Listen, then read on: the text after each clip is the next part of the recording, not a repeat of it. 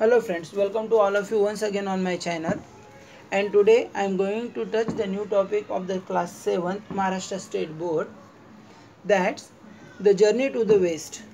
Journey to the west is one of the best story for the 7th class. Is journey में क्या क्या है? Journey to the waste मतलब ऐसा नहीं कि हमें अपनी कंट्री से वेस्ट में जाना है और उस जर्नी की स्टडी करनी है, नहीं, पुराने काल में किस प्रकार से प्रॉब्लम्स होती थी ये सब यहाँ पर दिखाया गया है जर्नी करते समय। और जर्नी टू द वेस्ट मतलब वेस्ट से हमारे कंट्री में आना।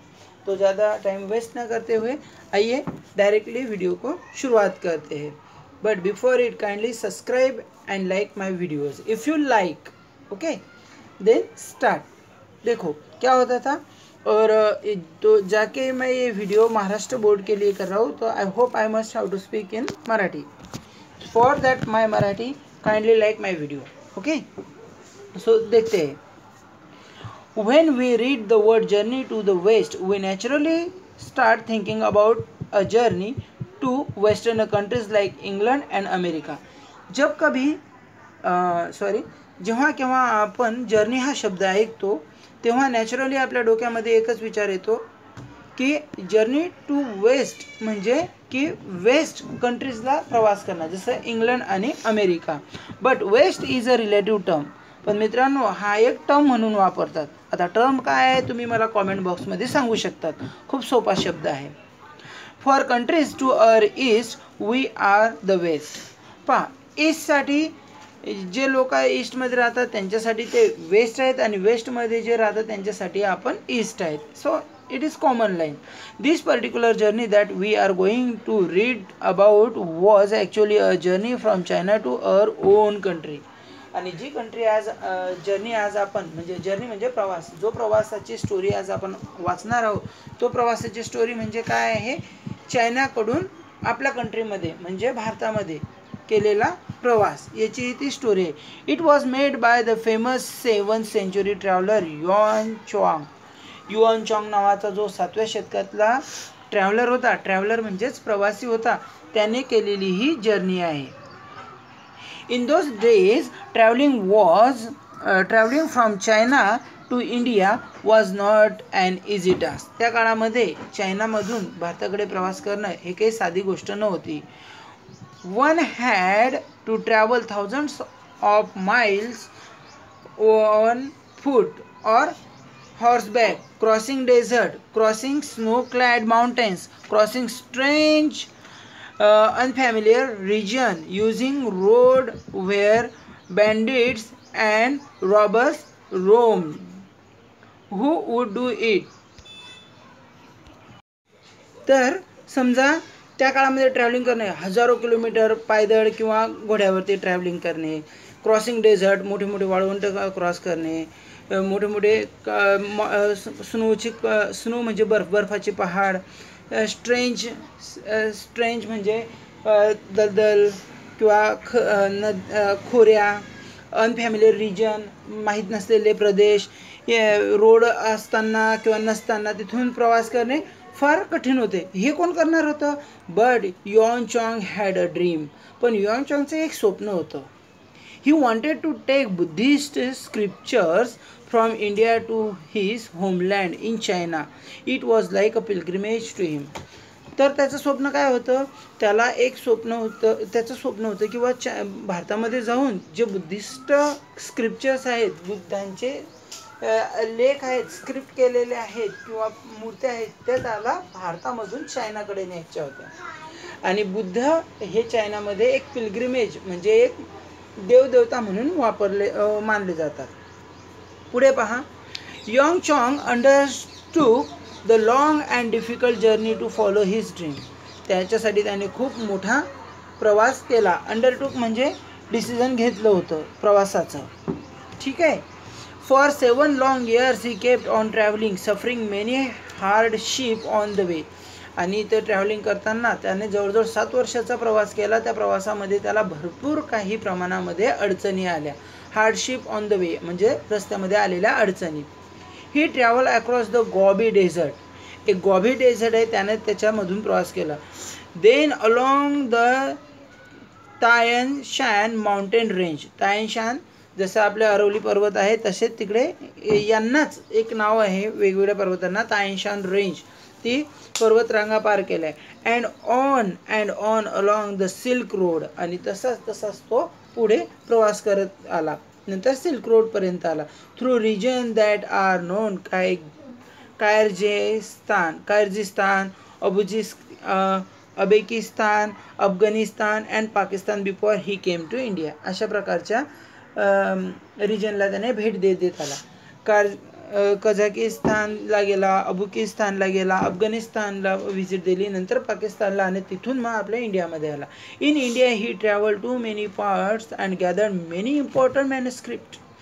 त्याने भारतामध्ये भरपूर ठिकाणी प्रवास केला आणि बऱ्याचशा मॅन्युस्क्रिप्ट जमा केल्या, म्हणजे लिहिलेले, हाताने लिहिलेले लेख जमा केले.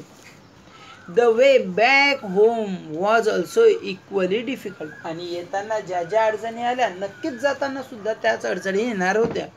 But Yuan Chwang manage to reach China safely along with the scriptures. पण युआन चॉंग हा असा सक्सेसफुल ट्रॅव्हलर होता की त्याने तिथं मॅनेज केलं अर्थात तो सक्सेसफुल झाला परत जाण्यामध्ये सुद्धा. This was a great achievement. आणि हे त्या काळामध्ये खूप मोठी अचिव्हमेंट होती. It was almost unbelievable. आणि अनबिलिव्हेबल सुद्धा होतं, विश्वास ठेवण्यागत नव्हतं. So much so that people thought that god and supernatural powers had helped Yuan Chwang in his quest. मग त्या काळातल्या लोकांनी विचार केला की जसं युआन चॉंगला कोणी मदत केली, देवाने, आणि काही सुपरनॅचरल पॉवर होत्या त्यांनी मदत केली. सुपरनॅचरल पॉवर म्हणजे तुम्ही समजू शकता, भूत चुडेल किंवा काहीतरी चांगल्या गोष्टी सुद्धा येतात त्याच्यात. यांनी मदत केली. This gave rise. मग तेव्हापासून काय झालं, this gave rise to many interesting folk tales. तेव्हापासून बऱ्याचशा गोष्टीसुद्धा सुरू झाल्या लोकांच्या म्हणजे लोक दंतकथा सांगायला लागले. Centuries later, an epic novel called Journey to the West was written about the famous pilgrimage. आणि 100 वर्षानंतर कदाचित एक जर्नी टू द वेस्ट नावाचं नॉव्हेलसुद्धा लिहिली गेली, कादंबरीसुद्धा लिहिली गेली की ते खूप पिलग्रिमेज म्हणून, म्हणजे पिलग्रिमेज म्हणजे तीर्थयात्रेकरू जसे असतात, तीर्थयात्रा जशी करतात तसे तीर्थयात्रा म्हणूनच ती प्रसिद्ध झाली. The novel and stories in it are still very popular. आणि त्याच्यातल्या नोव्हेल्स आणि स्टोरी, त्या नोव्हेलमधल्या स्टोरीज आजसुद्धा खूप पॉप्युलर आहे. पॉप्युलर म्हणजे खूप फेमस आहेत. पुढे पाहूया. The novels tell us that there are many demons and devil powers who are eager to kill and gobble up the holy monk. Holy monk म्हणजे जे तीर्थयात्रेकरू होते ते यांना मारण्यासाठी किंवा त्यांचा खात्मा करण्यासाठी खूप वेगवेगळ्या प्रकारचे राक्षस, वेगवेगळ्या पॉवर्स होत्या त्यांना नष्ट करण्यासाठी, मारण्यासाठी. डेमन्स म्हणजे राक्षस. हू वूड सेव्ह हिम. मग त्यांना कोणी वाचवलं. हू वूड व्हॅनिश द डेमन्स. त्या डेमन्सला कोणी मारलं. डेमन्स म्हणजे राक्षसांना कोणी मारलं. वेल द गॉनियन डेटी. डेटी म्हणजे भक्त. गॉनियन डेटी होते. Who is the goddess of mercy, की जे दयेची एक देवी आहे. Has seen to that. तिने सुद्धा हे पाहिलं होतं. She has assigned this task to 3 special people. तिने हे काम केलं. तिने हे काम केलं 3 लोकांसाठी. कोणते? सन वुकोंग और the monkey king. Monkey king किंवा वुकोंग होता, सन वुकोंग त्याच्यासाठी. झुबाजी किंवा पिक्सी अँड शा वुंगजी और सँड प्रिस्ट यांच्यासाठी तिने हे काम केलं होतं. Now these 3 characters are no saint. आता हे जे 3 कॅरेक्टर्स होते ते काही संत वगैरे नव्हते. In fact though they all have supernatural powers, they are known trouble makers. तर हे त्यांच्यामध्ये सुपरनॅचरल पॉवर होती आणि म्हणून त्यांना ट्रबल मेकर म्हणायचे. ट्रबल मेकर म्हणजे काय? लोकांसाठी ते कठिनाई पैदा करायचे, प्रॉब्लेम्स तयार करायचे. So the gods have thrown them out of heaven. आणि म्हणून त्यांना देवाने हेवनमधून, स्वर्गातून काढून पृथ्वीवरती फेकलं होतं. हाऊएव्हर द काइंड डेटी Goyin has offered each of them one more chance. पण जी देवी होती ग्वानियन तिने सर्वांसाठी एक एक चान्स दिला होता. काय चान्स दिला होता? लोकांची मदत करायची आणि स्वर्गात परत जाण्याचं तिनं ठरवलं होतं. तिने सांगितलं होतं, if you help the holy monk in his pilgrimage to India, if you use your powers for kind good work, then you may return to heaven. तिने सांगितलं होतं, जर का जे होली मॉन्क आहे, जे संत आहे, जे त्यांचे प्रवास करतायत, त्यांना त्यांच्या प्रवासामध्ये जर का मदत करशील, त्यांची तुमची पॉवर लोकांच्या कल्याणासाठी मदतीसाठी वापरणार, तर तुम्हाला स्वर्गात पुन्हा जाण्याचा एक चान्स मिळेल. That is why the 3 characters have agreed to be Yuan Chong's disciple and to help Yuan Chong in his difficult journey. म्हणून लोकांचं मत असं होतं की युआन चॉंगच्या जर्नीमध्ये ह्या तिघांनी त्याचे शिष्य बनले आणि त्याची जर्नी पूर्ण करण्यामध्ये मदत केली. And sure enough, they have man thrilling, exciting and something humorous adventure on the way to the Holy Land, India. म्हणून त्यांनी खूप मोठ्या प्रमाणामध्ये ह्युमरस म्हणजे ॲडव्हेंचर, जे अपराक्रमीय साहस्य दाखवलेलं इंडियाच्या याच्यामध्ये प्रवासामध्ये. The most powerful among the 3 disciples is Sun Wukong. या तिघांमध्ये सर्वात पॉवरफुल कोण होता? सन युकॉंग होता, असं त्यांचं म्हणणं होतं. Everything about him is extra ordinary. त्याच्याबद्दल सर्व काही एक्स्ट्रा ऑर्डिनरी होतं. एक्स्ट्रा ऑर्डिनरी म्हणजे असाधारण होता. He was born when wind blew over a huge stone eggs on the flower fruit mountain. तो केव्हा जन्माला आला होता? जेव्हा हवेमुळे एक मोठा स्टोन फ्लॉवर फ्रूटला माउंटेनला आदळला गेला होता. त्या अंड्यामधून स्टोन, त्या एग्समधून तो आला होता. He is able to transform himself in 72 different ways. तो स्वतःला वेगवेगळ्या 72 रूपांमध्ये बदलू शकत होता. 72. Not only that but he can also transform each of his hair strand into any living or non living things of his choice. त्याला वाटेल त्या गोष्टीमध्ये त्याचं प्रत्येक केस तो बदलू शकत होता. त्या लिव्हिंग आणि नॉन लिव्हिंग वस्तूंचं रूप घेऊ शकत होता. His as you wish glad blended struggle. हे सुद्धा त्याला माहिती होती. As you wish gold blended cuddle म्हणजे कटगल, जसं तुमची इच्छा असेल तसं. ऑल्सो हिज मॅजिकल, त्याचे ते सुद्धा मॅजिकल होते. It can grow as big as pillar supporting as sky but as other times. दुसरा जो होता ते एक पिलर सपोर्टेड होते, त्यांना वाटेल तेवढे ते आकाशापर्यंत उंच जाऊ शकत होते.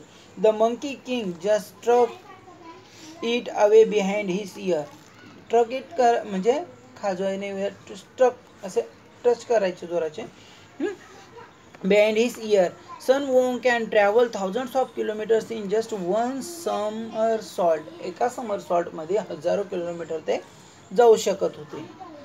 He can walk through fire, travel under water and fly to any place at will. जिथं असेल जिथे इच्छा असेल तिथं तो ट्रॅव्हल करू शकत होता. आगीतून ट्रॅव्हल करू शकत होता, पाण्यामधून ट्रॅव्हल करू शकत होता, प्रवास करू शकत होता. His body is as hard as diamond. त्याची बॉडी एखाद्या हिऱ्यासारखी असते होती. हिरा म्हणजे कसा?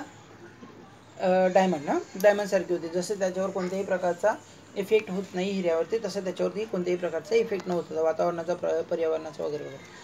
So no one hand nothing can injure him. त्याला कोणीही इंज्युरी करू शकत नव्हते. He is golden gaze fire fiery eyes. त्याचे आईसुद्धा फिअरी होते. हॅव एक्सरे व्हिजन, आणि एक्सरे व्हिजन सारखं होतं, जे काही पाहत होतं ते आरपार दिसायचं. No one can deceive him. त्याला कोणीही फसवू शकत नव्हते. Sun Yuang is brave and intelligent but he is also trickster. जे फसवणारा सुद्धा होता, ट्रिक्टर होता. त्याला कोणी फसवू शकत नव्हता. ब्रिलियंट होता पण तो ट्रिकस्टर होता. He loves to have fun. तो लोकांची मजाक करायचा. And some of his super powers help him to just that. आणि त्याच्यामध्ये त्याची शक्तीसुद्धा वापरायचा. He has a ways which can suck in anything or everything. त्याच्याकडे एक पॉज होता, तो काहीतरी सर्व काही शोषून घ्यायचा. He can simply point at a lock and open it. Point करायचा लॉककडे आणि ती गोष्ट उघडायचा उघडू शकत होता, बंद करू शकत होता. He is very quick and can grow very big and very tiny at a blink. एका सेकंदामध्ये तो खूप मोठा आणि छोटासुद्धा होऊ शकतो. You can imagine how he must have tested his enemies using this trick. तुम्ही विचार करू शकत होते की तो ह्या ट्रिकचा उपयोग करून त्याच्या शत्रूंना कशा प्रकारे उल्लू बनवू शकत असेल किंवा वेडा बनवू शकत असेल किंवा त्रास देत असेल. टीज करणं म्हणजे त्रास देणे.